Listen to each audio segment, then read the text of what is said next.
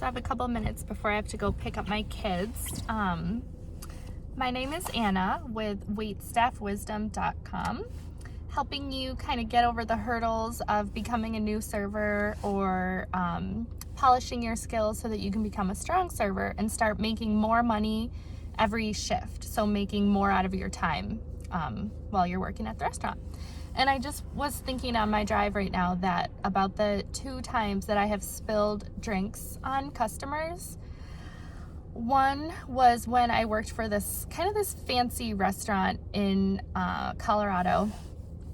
The customer was sitting outside, and I had one of those big trays that you hold over your shoulder. It had plates on it, a couple of cocktails, and 1 bottle of beer.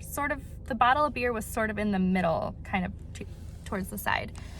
And as I was walking out of the restaurant onto the porch outside, I noticed this guy sitting in his seat, and he had a French fry sticking out of his mouth like a cigarette, just like in his lips, just sticking straight out. And then he just went whoop, and like pushed it into his mouth with one fell swoop, and just like it disappeared like a magic trick.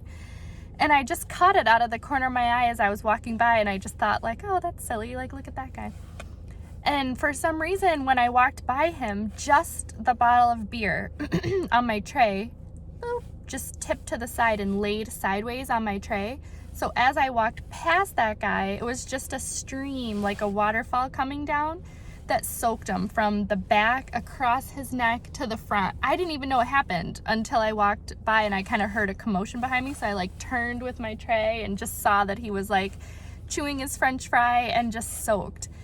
And my manager was even like, Anna, it was like that 1 beer bottle defied gravity because nothing else on your tray even wiggled.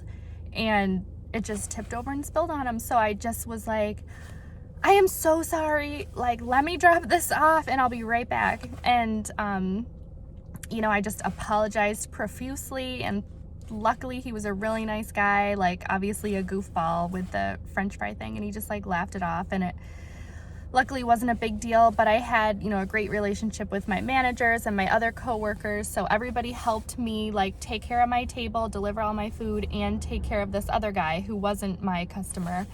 And my manager took care of, his portion of the bill. And I think we gave him a gift card too to come back again.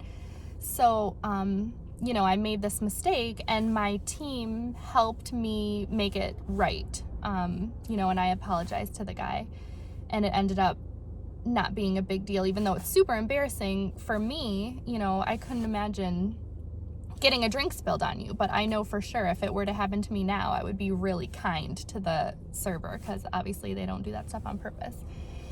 The other time was back in the day when I kind of was first starting out waitressing, probably like 2005 or 6. I was still in college at the time, and this was obviously before I understood the laws of physics, back when I was like still kind of a scared server. So I had a tray of drinks, but this was just a small little circular tray, and I set the tray on the customer's table, which I do not recommend. Don't do that.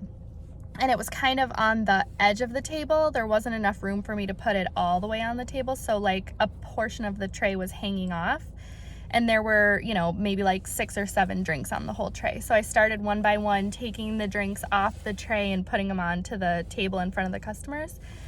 And I was taking off the drinks that were on the tray that was on the table. So then there was a drink just hanging off the tray, not on the table. So as soon as the weight balance shifted, obviously the tray flipped. Hopefully that made sense. And this lady got doused in an amaretto sour, like a sticky, smelly drink. And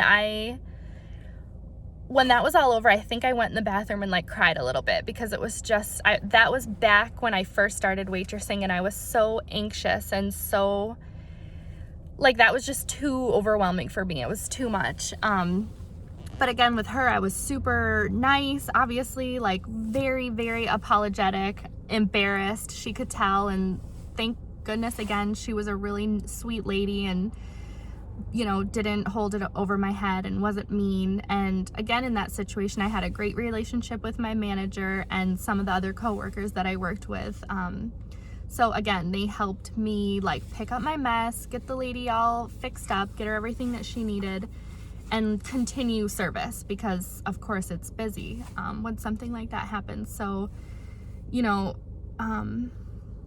just, I guess the two things I learned in between those. So the first time, like I said, it was really overwhelming. I had a lot of anxiety over it. It was too much. I was almost, you know, thinking like, serving isn't for me. I can't do this. But, you know, I had that good relationship with my team and they helped me feel better about it. And then the second time it happened, it was probably 10 years later. I had been serving on and off for like at least 10 years since then. And even though it still is horrible for the customer, I handled it a lot better because I just had more confidence, I think.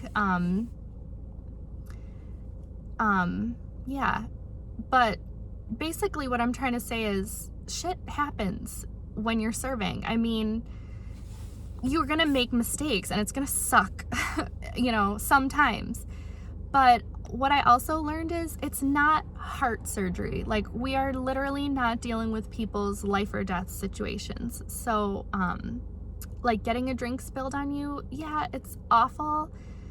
But if you can kind of keep like this inner level of peace and just kind of keep your head on straight and keep going and like, you know, apologize and have a great relationship with your team, you can like pick yourself up and keep moving forward and like finish your shift.